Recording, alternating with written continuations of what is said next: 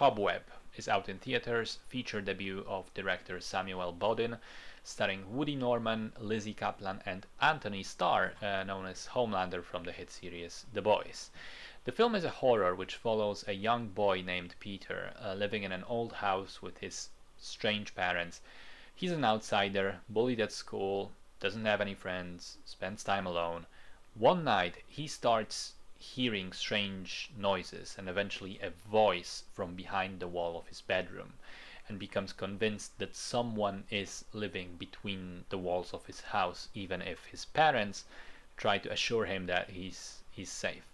So it starts off fairly interestingly, with the first half making the audience sort of question what's really going on and whether the monster is real or maybe just a manifestation of trauma resulting from bad parenting.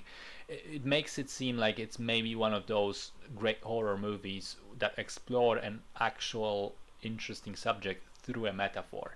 And then, slight spoilers, in the final act, turns out there is something sinister going on and there is a monster. And, this would still be fun in a different way, but still fun, because then there's this whole sequence of crazy mayhem that unfolds.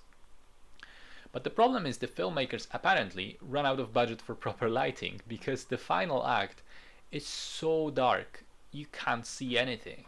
Literally, there are scenes which are completely pitch black, and I didn't know what the hell was going on. Now, listen, I understand the premise of hiding things in the darkness and letting your imagination do the work.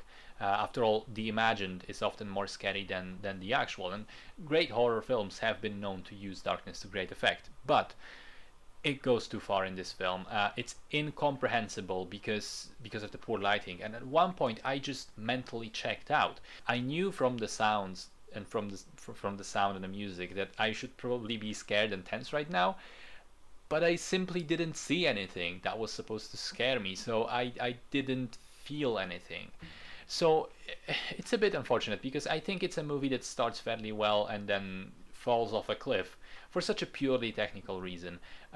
Unfortunately though, it prevents me from saying I actually enjoyed it. I think the final act's shortcomings completely tank the film and negate all the good stuff beforehand, and make the movie rather weak.